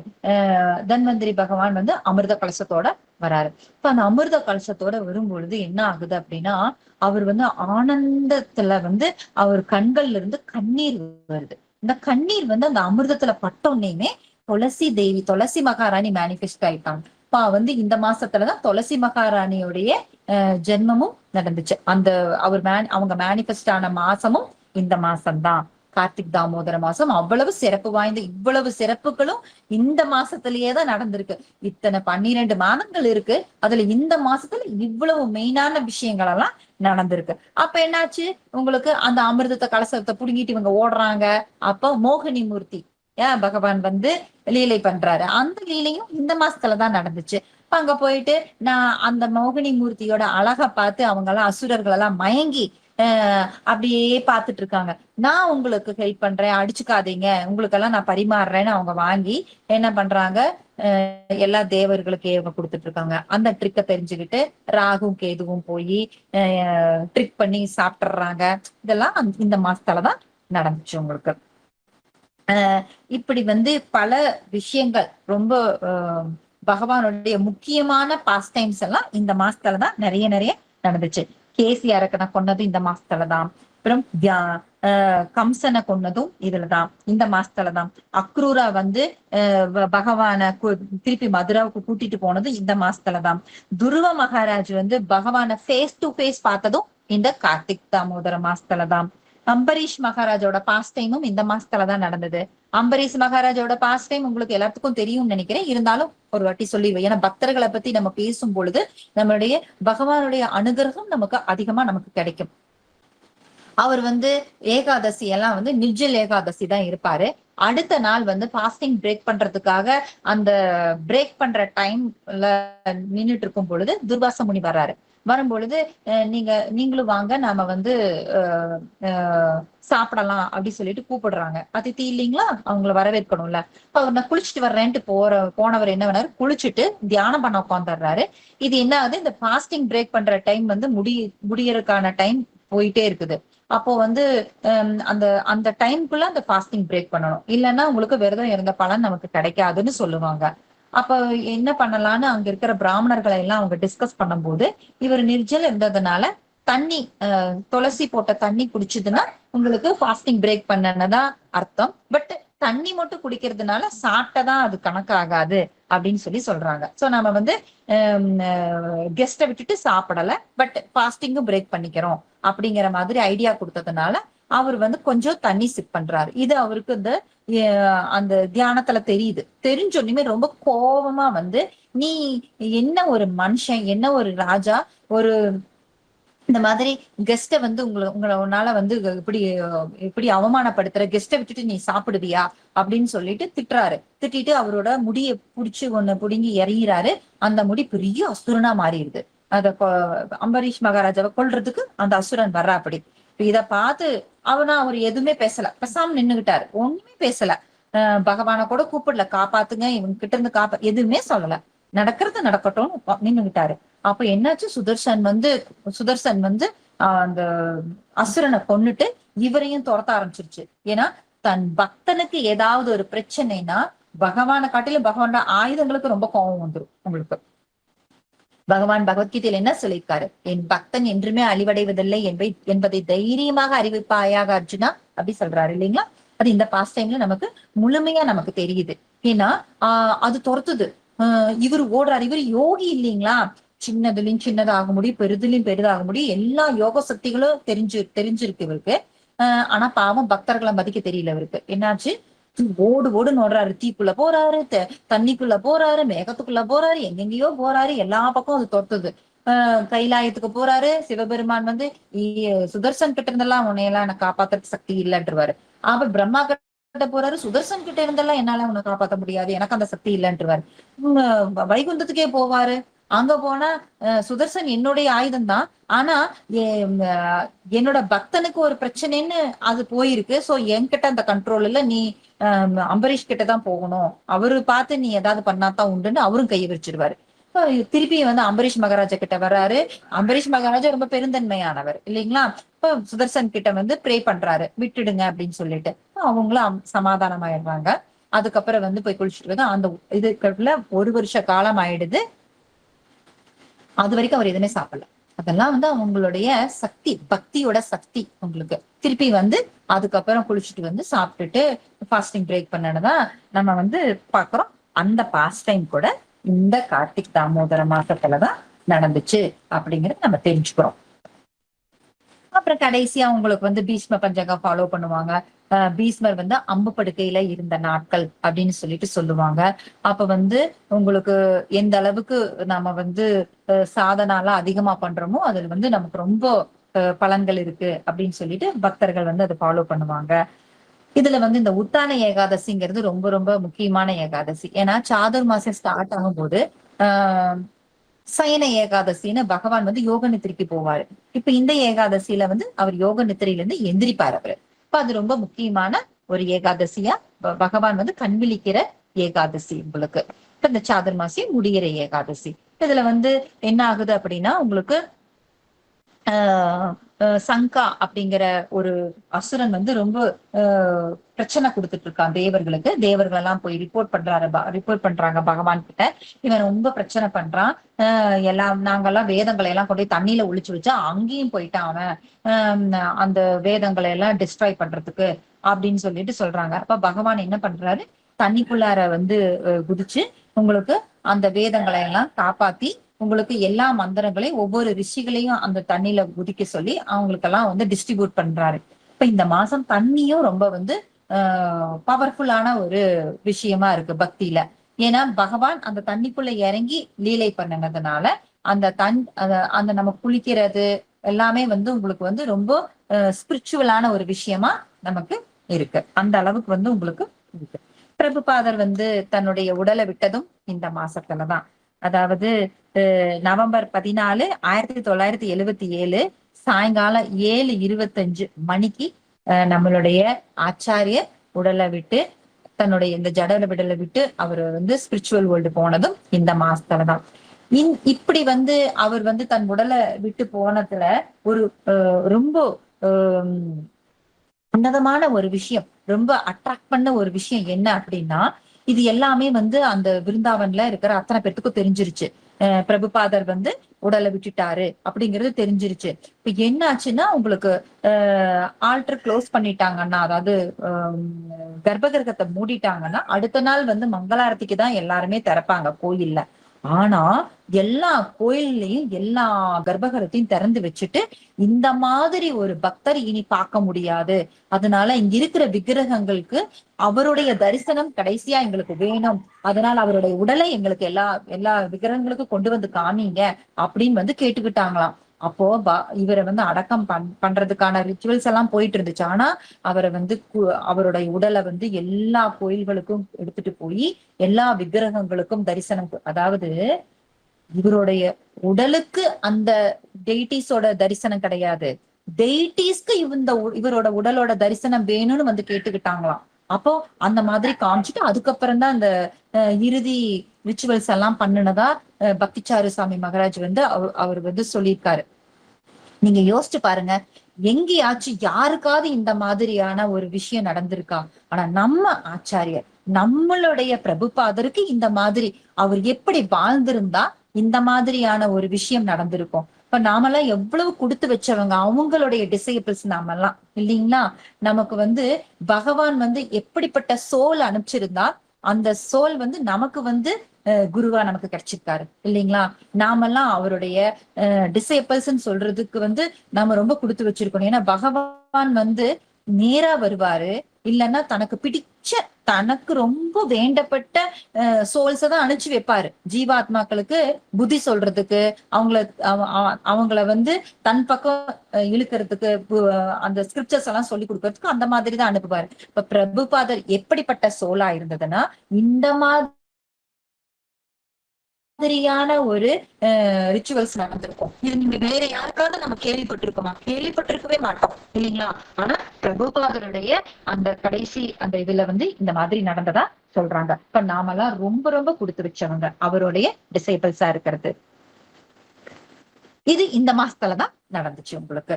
அப்புறம் ஃபைனலா தாமோதர லீலா, இதுதான் எல்லா டெம்பிள்லயும் டெய்லியும் சொல்லுவாங்க உங்களுக்கு. நாமளும் இன்னைக்கு அதை பார்க்க போறோம். எவ்வளவு தடவை டெய்லி கேட்டாலுமே இந்த தாமோதர லீலா அழுக்கவே அழுக்காது. என்ன லீலா பாத்துச்சுன்னா, கிருஷ்ணர் வந்து குட்டி குழந்தை, அவர் தூங்கிட்டு இருக்காரு, ரூம்குள்ள தூங்கிட்டு இருக்காரு. அவங்க அம்மா யசோதாமா வந்து கிருஷ்ணரை நினைச்சுக்கிட்டே கிருஷ்ணருக்காக வந்து வெண்ணெய் கடையிறாங்க. எந்த மாதிரியான வெண்ணெய்? அதாவது கோவர்தன் மலையில ஒரு விதமான புல்லு இருக்கு. அந்த புல்லு வந்து இந்த அதாவது தாமரையுடைய ஸ்மெல்லோட இருக்குமா. அந்த புல்லுகளை மட்டுமே சாப்பிடக்கூடிய பசுக்கள் பத்மகந்தா, அந்த பசுக்கள் கிட்ட இருந்து கறந்த பால்ல தயிர் எடுத்து இந்த தயிரை கடைஞ்சு வெண்ணெய் பண்ணிட்டு இருக்காங்க. அதுவும் எப்படி? பாட்டு பாடிட்டே, கிருஷ்ணருடைய லீலைகளை பாடிக்கிட்டே அவங்க வந்து அந்த தயிர் கடைஞ்சிட்டு இருக்காங்க, வெண்ணெய் கடைஞ்சிட்டு இருக்காங்க. அந்த சத்தம் கேட்டு குழந்தை கிருஷ்ணர் எந்திரிச்சு வர்றாரு. அம்மா எனக்கு பசிக்குது, கண்ணை அப்படி தேய்ச்சிக்கிட்டே வர்றாரு. அம்மா எனக்கு பசிக்குது, பால் கொடுங்க அப்படின்னு கேக்குறாங்க. அப்ப வந்து அவங்க அவங்களுடைய முளைப்பாலை வந்து பகவானுக்கு அருந்தறதுக்கு கொடுத்துட்டே அந்த வெண்ணெய் கடைஞ்சிட்டு இருக்காங்க. அப்ப என்ன ஆகுதுன்னா, ஒலையில பால் வச்சது கொதிச்சு பொங்கி உங்களுக்கு கீழே விழுகுது. அந்த சத்தம் கேக்குது உங்களுக்கு. அந்த தீயில விழுகும் போது சொரக்குன்னு சத்தம் கேட்கும் இல்லைங்களா? அந்த சத்தம் கேட்டோன்னே என்ன பண்றாங்க இவங்க, பகவானை கீழே இறக்கி விட்டுட்டு அவங்க அந்த பாலை போய் இறக்கி வைக்கிறதுக்கு போயிடுறாங்க. இப்ப என்ன ஆகுது, பகவான் கவனிக்காம இவங்க அந்த பாலை காப்பாத்த போனதுனால, நீ பாலை ஒரு பாலை தானே நீ காப்பாத்த போன, உன்னோட பானையெல்லாம் நான் என்ன பண்றேன் பாருன்னு சொல்லிட்டு அந்த கடைஞ்சிட்டு இருந்த பானை எல்லாத்தையும் உடைக்கிறாரு. அந்த பூரா மோர் பூரா அந்த ரூம் பூரா பரவிடுது. அந்த குட்டி குட்டி கால்ல அந்த மோர்ல வச்சு காலை வச்சு நடக்கும்போது குட்டி குட்டி கால் அப்படியே பதியுது. என்ன பண்றாரு, அவங்க வீட்டுல வந்து இந்த வெண்ணெயெல்லாம் ஸ்டோர் பண்ணி வைக்கிறதுக்கு ஒரு ரூம் இருக்கும். அந்த ரூமுக்கு நடந்து போறாரு. அந்த அந்த பானையை உடைச்சதுனால ஃபுல்லும் வெள்ளை வெளேர்னு அந்த வீடு அந்த ரூம் பூரா ஆனதுனால இவர் நடந்து போன அந்த பாதை குட்டி குட்டி பாதங்கள் அப்படியே அச்சு பதியுது உங்களுக்கு. அதுல போறாரு. போயிட்டு உள்ள போய் எல்லா குரங்குகளும் அவங்களுடைய ஃப்ரெண்ட்ஸ் எல்லாரும் குரங்கு ஃப்ரெண்ட்ஸ் அத்தனை பேரும் வந்துடுறாங்க. சோ இவரு சாப்பிட்டுட்டு குரங்குகளுக்கு டிஸ்ட்ரிபியூட் பண்ணிட்டு அங்க இருக்கிற பானையும் எல்லாத்தையும் உடைச்சிடுறாரு. நீ என்ன கவனிக்காம நீ அந்த பானை கவனிச்சு போனியா, நீ பூரா பாரு, நீ பத்மகந்தாவாவது ஒன்னாவது அத்தனையும் நான் எல்லாத்தையும் பண்ணிடுறேன் அப்படின்னு சொல்லிட்டு உடைச்சிடுறாரு. அப்போ இவங்க வந்து பாலை இறக்கி வச்சு போட்டு வந்து பாக்குறாங்க. வீடே மோர் மயமா இருக்கு. குட்டி குட்டி கால் வேற நடந்து போயிருக்குது. பார்த்தா சிரிப்பு வேற வருது, கோவம் வருது இவங்களுக்கு. எல்லாரும் வந்து சொன்னாங்க இந்த கிருஷ்ணரை பத்தி. எங்க வீட்டுல வந்து வெண்ணெய் பானையை உடைச்சிட்டான், எங்க வீட்டுல வந்து திருடுறான் அப்படின்னு சொல்லிட்டு நான் நம்பல. இன்னைக்கு எங்க வீட்லயே நீ பண்ணிட்டியா, நம்ம வீட்லயே நீ பண்ணிட்டியா, உன என்ன பண்றான் பார் அப்படின்னு ஒரு பெரிய குச்சி எடுத்துட்டு அந்த குட்டி குட்டி காலோட தடத்துல போறாங்க. அங்க போனா ஒரே பார்ட்டி நடக்குது, குரங்குகளோட இந்த வெண்ணெய் பார்ட்டி நடக்குது. எடுத்து கொடுக்குறாரு, சாப்பிடுறாரு, ரொம்ப ஹாப்பியா கொடுத்துட்டு இருக்காங்க.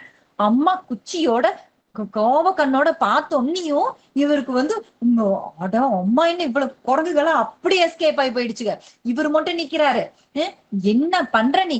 எத்தனை பேர் என்கிட்ட வந்து கம்ப்ளைண்ட் பண்ணிருப்பாங்க, நீ ஊரு பூரா போய் வெண்ணெய் திருடுறன்னு சொல்லிட்டு. நீ இல்லைன்னு சொன்னபோது உன்னைதானே நான் நம்பினேன். இப்ப இன்னைக்கு வீட்டுல நம்ம வீட்லயே நீ இந்த பாஸ்ட் டைம் பண்ணிட்டியா? நீ உன்னை என்ன பண்றேன் பாரு, இன்னைக்கு கண்டிப்பா உனக்கு பனிஷ்மெண்ட் உண்டு அப்படின்னு சொல்லிட்டு அவங்க போறாங்க. அம்மா என்ன ஒண்ணும் பண்ணிடாதீங்க, என்ன அடிக்காதீங்க, நான் சும்மா குட்டி பாப்பா, என்ன அடிக்காதீங்க அப்படின்னு சொல்றாங்க. உன்னையும் நான் இன்னைக்கு விடுற மாதிரி இல்ல அப்படின்னு சொல்லிட்டு துரத்துறாங்க. அவரு என்ன பண்றாரு, கிடைப்பாரா அவரு? பகவான் யாருக்காவது கிடைப்பாங்களா? அவர் என்ன பண்றாரு, எல்லா அந்த இதுல அவருக்கு கிட்ட இருந்து எஸ்கேப் ஆகி அந்த கைப்பிடி மாதிரி இருக்கும் இல்லைங்களா, அதுல சறுக்கிட்டு வந்து வெளியே ஓடுறாரு. யசோதாமாவும் விடல. யசோதாமாவும் துரத்துறாங்க. யசோதாமா வேற குண்டா வேற இருப்பாங்களா, ரொம்ப அலங்காரமா ட்ரெஸ் வேற பண்ணிருக்காங்க. அவங்க ஓடுறாங்க, மூச்சு வாங்குது. அவங்களோட தலைமுடி எல்லாம் களைஞ்சு போய் அவங்களோட கூந்தல்ல இருக்கிற பூவெல்லாம் கீழே விழுகுது. அந்த அளவுக்கு ஓடுறாங்க. அவரு கிடைக்கலையே. அவரு ஒரு ஒரு வாட்டி பார்த்ததுன்னா அடியில பூந்து, மரத்துக்கு அடியில பூந்து போறாரு. ஒரு வாட்டி பார்த்தா ஜம்ப் பண்ணி, ஹை ஜம்ப் பண்ணி போறாரு. எல்லா விஷயமும் அங்க நடக்குது. யசோதா அம்மாவும் துரத்திட்டு போறாங்க. ஒரு ஸ்டேஜ்ல அம்மாவை பார்க்க பாவமா இருந்துச்சு. சரி, இதுக்கு மேல அம்மாவை அலக்களிக்க கூடாது அப்படின்னு சொல்லிட்டு அவர் கையில கிடைச்சிடுறாரு. அதாவது பகவான் யசோதாமாவாவே இருந்தாலும் பகவானா நினைச்சா மட்டும்தான் பகவான் பகவானை பிடிக்க முடியும். இல்லைன்னா பிடிக்க முடியாது. யாருக்கும் கட்டுப்படாதவர் அவரு. அதை நம்ம புரிஞ்சுக்கிறோம். புடிச்சிட்டியும் வா, கிடைச்சிட்டியா நீ, இப்ப பார் உன்னை என்ன பண்றான் பார் உன்னை அப்படின்னு சொல்லிட்டு அவங்க எல்லாம் மாடு மேய்க்கிறவங்க. சோ அவங்க தோல்ல தலையில எல்லாம் கயிறு இருக்கும். அவங்களுக்கு எப்பவுமே கயிறு கையில எப்பவுமே வச்சிருப்பாங்க. இப்ப அந்த கயிறு எடுத்து பக்கத்திலேயே உரல் இருந்துச்சு. அந்த உரலை கட்டுறதுக்கு முயற்சி பண்றாங்க. ஆனா 2 இன்ச் பத்தவே இல்லை. சரின்னு சொல்லிட்டு வேற கயிறு, தோல்ல இருந்த கயிறு எடுத்து மறுபடியும் அதை ஜாயின் பண்ணி திருப்பியும் கட்டுறாங்க. மறுபடியும் 2 இன்ச் பத்தல. அப்ப பார்த்ததுன்னு இந்த சத்தத்தை கேட்டு எல்லாரும் வந்துடுறாங்க. மத்த கோபியர்கள் எல்லாம் வந்துடுறாங்க. இந்த பயலை நீ புடிச்சிட்டியா? நான் யசோதா எத்தனை வாட்டி நான் சொல்லியிருப்பேன், நீ நம்பவே இல்லை. இப்ப உன் வீட்லயே இந்த வேலையை இந்த கிருஷ்ணர் பண்ணிட்டா இந்த பயலை விட்டுறாத, கட்டிவை, நான் கொண்டு வர்ற கயிறு அப்படின்னு சொல்லிட்டு ஒவ்வொரு கோபியர்களும் போய் போய் அவங்க வீட்டுல இருந்து எடுத்துட்டு வர்றாங்க. எல்லா கைத்தையும் கட்டினாலும் 2 இன்ச் பத்தல. ஏன் இந்த 2 இன்ச் பத்தல அப்படின்னா, பகவான் யாருக்கும் கட்டுப்படாதவர். ஆனா பகவான் நினைச்சதுன்னா பகவான கட்டுப்படுத்த முடியும். பக்தியால மட்டும்தான் கட்டுப்படுத்த முடியும். அப்போ ரொம்ப கஷ்டப்படுறாங்க, வேர்த்து விறுவிறுக்க ரொம்ப இது பண்ணி எத்தனை கயிறு கட்டினாலும் அந்த 2 இன்ச் பத்த மாட்டேங்குது. அப்ப கிருஷ்ணரே அம்மா என்ன கட்டணும்னு நினைக்கிறியாமா, இந்தா அப்படின்னு சொல்லி புடிச்சு இழுத்து கொடுக்குறாரு. அப்ப கட்ட முடிஞ்சது. பகவான் இசைந்தால் மட்டும்தான் பகவானை கட்ட முடியும் அப்படிங்கறத உணர்த்துறதுக்காகத்தான் இந்த மாதிரி வருது. இப்ப என்னாச்சு, சரி நீ இப்ப உன்னை கட்டி வச்சாச்சு, இப்பவாது நீ அமைதியா இரு, நான் போயிட்டு வீடெல்லாம் சுத்தம் பண்றேன்ட்டு போயிடுறாங்க அவங்க. இவர் என்ன பண்றாரு, தவுந்து அந்த உரலையும் இழுத்துக்கிட்டு போறாரு. அந்த உரலையும் இழுத்துட்டு போகும்போது அந்த தோட்டத்துல யமலார்ஜுன மரங்கள், 2 மரங்கள், ஜோடி மரங்கள் நின்றுட்டு இருக்கு. அந்த மரத்துக்கு இடையில போறாரு. இந்த மரத்துக்கு இடையில அந்த உரல் போய் மாட்டிட்டு மறுபடியும் இழுக்கிறாரு. அந்த மரங்கள் 2மே வேரோட கீழே விழுந்துருக்கு. அங்கிருந்து 2 தேவர்கள் வர்றாங்க. அவங்க யாருன்னா குபேரனுடைய பசங்க, மணிகிரீவா நலகிரீவா. அவங்க 2 பேரும் வர்றாங்க. அப்ப பாத்துச்சுன்னா அவங்க ஏன் மரங்களா ஆனாங்கன்னு பார்த்தது, நாரத முனியோட சாபத்தினால. அவங்க ஒரு தடாகத்துல மத்த பெண்களோட குளிச்சுட்டு இருக்காங்க, ட்ரெஸ் இல்லாம குளிச்சுட்டு இருக்காங்க. அப்ப நாரத முனி வந்துடுறாரு. அந்த பெண்கள் எல்லாம் வெக்கத்துல அவங்க ட்ரெஸ் எல்லாம் எடுத்து அவங்களோட உடலை மறைக்கிறாங்க. ஆனா இவங்க 2 பேர் அப்படியே நின்னுட்டு இருப்பாங்க. அதனால அவர் கோவப்பட்டு, நீங்க இப்படி ட்ரெஸ் இல்லாம, நீங்க கொஞ்சம் கூட மரியாதை இல்லாம நிக்கிறீங்கல்ல, அப்ப மரங்களா போங்க அப்படின்னு சொல்லிட்டு சாபம் கொடுத்துருவாங்க.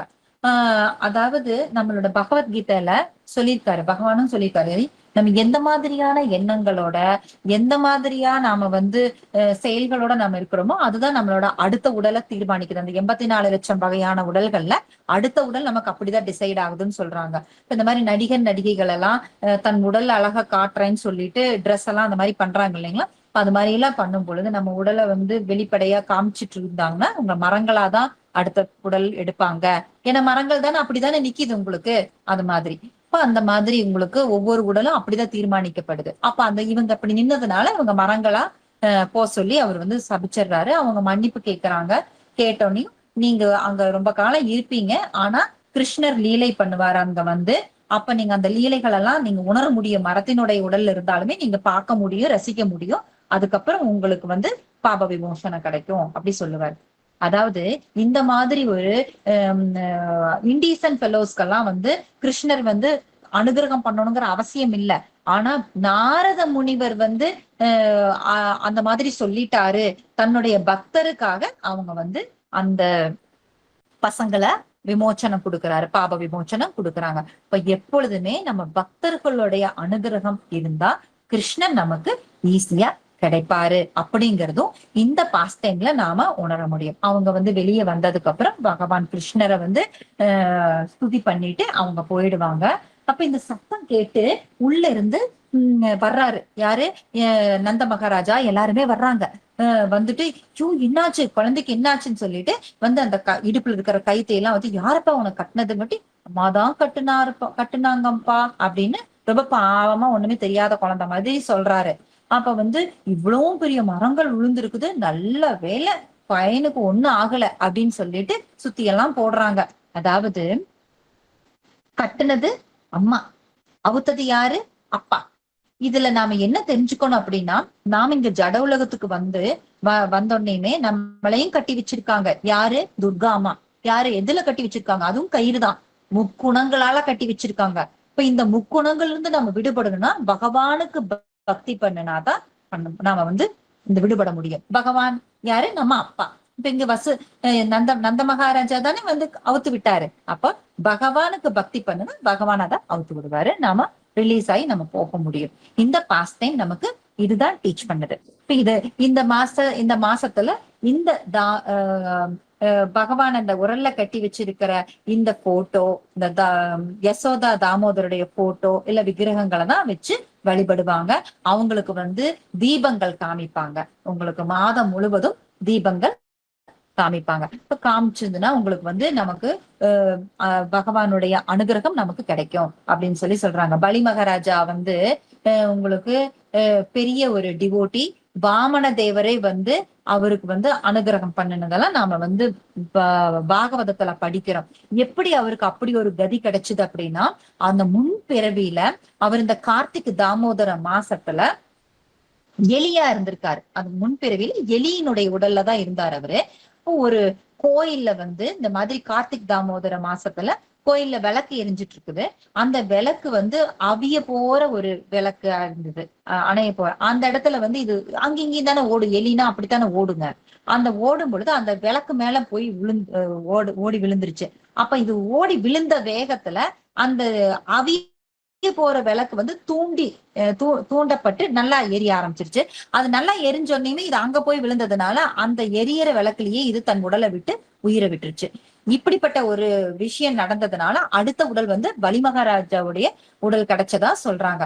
தெரியாம போய் அந்த விளக்க தூண்டி விட்டதுக்கே அந்த எலிக்கு அப்படி ஒரு பிராப்தம் கிடைச்சதுன்னா, நம்ம தெரிஞ்சு காட்டுற விளக்குக்கு எவ்வளவு பெரிய விஷயம் நமக்கு கிடைக்குங்கிறது நம்ம கணக்கே போட முடியாது, எண்ணி பார்க்க முடியாத விஷயங்கள் நமக்கு கிடைக்கும் அப்படிங்கிறது இதுல நம்ம தெரிஞ்சுக்கலாம். இந்த மாதிரி நாம கார்த்திக் தாமோதர மாசத்துல இவ்வளவு குளோரிஸ் நமக்கு இருக்குங்க. இத்தனை குளோரிஸ் நமக்கு இருக்கு. ஆனா பிரபுபாதர் நமக்கு என்ன சொல்றாரு அப்படின்னு பாத்துச்சுன்னா, எப்படி நம்ம கார்த்திக் தாமோதர மாசத்தை நாம வந்து ஒர்ஷிப் பண்றது அப்படின்னு பாத்துச்சுன்னா, அவரு வந்து என்ன சொல்றாருன்னா, நம்ம சாதனா பண்ணிட்டு இருக்கோம் இல்லைங்களா. இப்போ சிலர் வந்து 4 ரவுண்டு பண்ணுவாங்க, ஒரு சிலர் 8 ரவுண்டு பண்ணுவாங்க, ஒரு சிலர் 16 ரவுண்டு பண்ணுவாங்க, எத்தனை வேணா பண்ணுவாங்க. புக்ஸ் வந்து இவ்வளவு படிக்கிறேன்னு இருப்பாங்க. நம்ம சாதனாவை டபுள் பண்ணலாம், அது வந்து முடியும் நம்மனால. அது அப்படி பண்ணும் பொழுது அது வந்து இந்த கார்த்திக் தாமோதர மாசத்தை நல்லபடியா நம்ம ஒர்ஷிப் பண்றதுக்கு உதவும் அப்படின்னு சொல்லிட்டு நம்மளுடைய பிரபுபாதர் அப்படியேதான் ஒரு ஐடியா நமக்கு வந்து கொடுத்திருக்காங்க. இந்த மாதிரி நமக்கு நம்ம பண்ணும் பொழுது நம்ம பகவானுடைய அனுகிரகம் நமக்கு நல்லபடியா நமக்கு கிடைக்கும். அதுவும் இல்லாம வந்து நிறைய நீங்க வந்து பக்கத்துல எல்லாம் அவங்கள கூப்பிடலாம், உங்களுடைய நெய்பர்ஸ் எல்லாம் கூப்பிட்டு இந்த கார்த்திக் தாமோதர விளக்கு நீங்க காமிக்கும் பொழுது அவங்க வந்து பக்தியில இல்லாம இருக்கலாம். அப்ப இந்த கார்த்திக் மாசத்துல அவங்க அந்த விளக்கு காமிக்கும் பொழுது அந்த விதையை நீங்க அவங்களுக்கு விதைக்கிறீங்க. அவங்களுக்கு இந்த பிறவிலையோ இல்ல ஏதோ ஒரு பிறவியில அவங்க பக்திங்கிற அந்த விதை வளர்ந்து செடியா வளர்றதுக்கு நீங்க காரணமா அமையும் பொழுது உங்களோட பக்தியும் இதுல மேனிஃபெஸ்ட் ஆகி நீங்க பக்தியில முன்னேறதுக்கு அது உபயோகமா இருக்கும் உங்களுக்கு. அவங்க தெரியாமையே வந்து அதை ஏதோ விளக்காமிக்க சொல்றாங்கப்பா அப்படின்னு சொல்லிட்டு வந்து அவங்க காமிச்சிட்டு போவாங்க. நீங்க பெருசா எதுவும் பண்ண வேண்டியதில்லை. நீங்க வந்து சீனியர் டிவோட்டிஸ கூப்பிட்டு கீர்த்தன் வச்சு பண்ணாலும் பண்ணலாம். இல்ல உங்களுக்கு தெரிஞ்ச பக்கத்துல இருக்கிற நெய்பர்ஸ் வந்தாங்கன்னா நீங்க காமிக்க சொல்லலாம். இந்த மாதிரி எல்லாம் காமிக்கும் பொழுது உங்களோட பக்தியும் வளர முடியும், அடுத்தவங்களுக்கும் பக்தியை நீங்க கொடுக்க முடியும். அந்த மாதிரியான ஒரு சிறப்பு வாய்ந்த மாதம் தான் இந்த தாமோதர மாதம். ஹரே கிருஷ்ணா. டைம் ஆயிடுச்சு. சோ இவ்வளவோட முடிச்சுக்கலாம் நாம. உங்களுக்கு ஏதாவது கேள்விகள் இருந்தா கேளுங்க. இல்ல உங்க கருத்துக்கள் இருந்தாலும் சொல்லுங்க.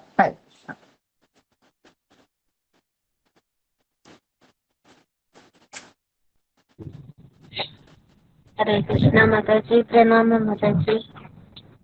ஹரே கிருஷ்ணா. हरे माता जी, நான் ட்ரெயின்ல டிராவல் பண்ணிருக்கேன். ஒரு டைம் நெட் ப்ராப்ளம் ஆயிடும் மாதாஜி. எனக்கு கொஸ்டின் இருக்குன்னா நான் நெக்ஸ்ட் வர கேட்குறேன் மாதாஜி. எனக்கு அந்த பிரபுபாதாவோட சொன்னது புதுசா இருந்தது மாதாஜி. ரொம்ப தேங்க்யூ மாதாஜி. அது ஹரே வந்து கிருஷ்ணா. உங்களுக்கு பக்திச்சாரு சாமி மகராஜ் வந்து அவர் வந்து ஒரு லெக்சர்ல சொன்னாருங்க இது. சோ எனக்கு இது ரொம்ப பிடிச்சது. ஏன்னா நமக்கு தெரியாத விஷயம் இது. அப்புறம் அதுவும் இல்லாம இந்த மாதிரியான ஒரு விஷயம் எந்த சோலுக்குமே நடந்தது கிடையாது. நம்மளுடைய புராணங்கள்லயே ஆகட்டும், இல்ல வேற நமக்கு தெரிஞ்சவங்களாகட்டும், ஹிஸ்டரி ஆகட்டும், யாருக்குமே இந்த மாதிரி எல்லாம் நடந்தது கிடையாது. நம்ம பிரபுபாதருக்கு மட்டும்தான் நடந்தது, ஸ்பெஷலா நடந்தது. சோ நாம எவ்வளவு குளோரியஸான ஒரு குருவுடைய டிசேபிள்ஸா இருக்கோங்கிறது நமக்கு வந்து ஆச்சரியமான விஷயம் தானுங்க, இல்லைங்களா? இறந்த வீட்டுக்கு போனா குளிச்சுட்டுதான் உள்ள வருவோம் வீட்டுக்கு. ஆனா அவருடைய இறந்த உடலை எல்லா கோயில்களுக்கும் கூட்டிட்டு வர சொல்லி டெய்டிஸ் பார்க்கணும்னு கேட்டுக்கிட்டாங்களாம். அப்ப அவர் எந்த மாதிரியான வாழ்க்கை அவர் வாழ்ந்திருந்தா அந்த மாதிரி அப்படி கேட்டிருப்பாங்க, சொல்லுங்க. நாம அததான் நம்ம தெரிஞ்சுக்கணும். அது பிரபுபாதருடைய அந்த கடைசி நிமிடங்கள் அந்த மாதிரி எல்லாம் நாம பார்க்கும் பொழுது அவர் எப்படி வாழணும்னு மட்டும் சொல்லி கொடுக்கலைங்க. நம்மளுடைய மரணத்தை நாம வந்து ஃபேஸ் பண்ணணும் அப்படிங்கறதையும் சொல்லி கொடுத்துட்டு போயிருக்காரு. ஃபுல் அண்ட் ஃபுல் கிருஷ்ணா தான். அவருக்கு வார்த்தைகள் வராத போதும் கூட தண்ணி பால் எல்லாம் கொடுக்கும்போது பார்த்ததுன்னா அந்த ஹரே கிருஷ்ண மகா மந்திரம் தான் ஜபிச்சுட்டு இருந்துச்சு அவருடைய வாய். இப்ப எந்த அளவுக்கு அவர் கிருஷ்ணா கான்சியஸ் ஆனாரு. அப்புறம் கொஞ்சம் ஞாபகம் வரும்போதும் அந்த உங்களுக்கு அந்த பாகவதத்தோடைய அந்த டிரான்ஸ்லேஷன் எல்லாம் சொல்லிட்டு இருந்தாரு. அதை வந்து ரெக்கார்ட் பண்ணாங்க. கடைசி நிமிஷம் வரைக்கும் அவர் வந்து கிருஷ்ணா சேவையில தான் இருந்தாரு. இப்போ எப்படி நம்ம வாழணும், எப்படி நம்ம மரணத்தை எதிர்கொள்ளணும் அப்படிங்கறது எல்லாமே அவர் சொல்லி கொடுத்துட்டு போயிருக்காரு. அவரோட வாழ்க்கை, அவருடைய அந்த லீலாமிர்தம் எல்லாம் நம்ம படிச்சாவே நம்ம வந்து கிருஷ்ணா கான்சியஸ்ல ரொம்ப நல்லா பண்ண முடியும் நம்ம. அதை பார்த்துட்டு நம்ம எத்தனை குருமார்கள் அது மாதிரிதான் இருக்காங்க. ஆமாங்க, ஆமாங்க மாதாஜி. இன்னும் இந்த எளிய வர்றது பலிமா ராஜா மாதாஜி. ஆமாங்க, ஆமாங்க. ஓகே ஓகே, அதுவும் இன்னைக்கு புதுசா இருந்தது மாதாஜி எங்களுக்கு. தேங்க்யூ. அந்த எலி ஆரத்தி காமிக்கிறதெல்லாம் கேள்விப்பட்டிருக்கோம், ஆனா பலிமா ராஜ் தான் தெரியாது மாதாஜி. ஹரே கிருஷ்ணா. தேங்க்யூ. நாங்க விருந்தாவன் போயிட்டு தான் வந்துட்டு இருப்போம் மாதாஜி. அது பாருங்க, அந்த எலி வந்து அதை விடல விட்டதுனால அடுத்த பிறவியில பலி மகாராஜா பிறந்து வாமன தேவரே நேரடியா பகவானையே சந்திச்சாரு இல்லைங்களா? எவ்வளவு பெரிய விஷயம் அது. பகவான அடுத்த பிறவிலேயே சந்திக்கிறது, நேரடியா சந்திக்கிறது.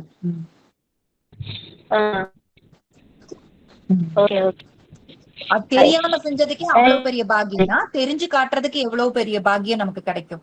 அது நம்ம எண்ணி பார்க்கவே முடியாத அளவுக்கு பாக்கியம் இருக்கும் நமக்கு. அதை நாம் தெரிஞ்சுக்கலாம்.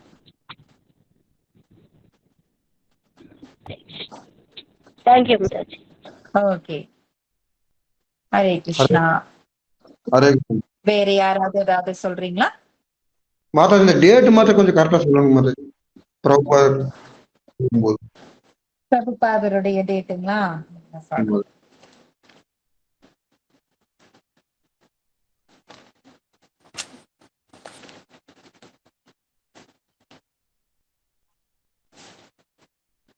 நவம்பர் 14, 1977. ஆனா ஆக்சுவலா நம்ம வந்து பிரபுபாதருடைய டிசப்பியரன்ஸ் டே வந்து அந்த உங்களுக்கு அந்த நட்சத்திரம் அதெல்லாம் பார்த்துதான் பண்ணுவாங்கன்னு நினைக்கிறேன். சோ வருஷம் வருஷம் உங்களுக்கு மாறும். சரிங்க பட் மாதாஜி. ஒரிஜினல் டேட் வந்து இதுதான். ம். சரி.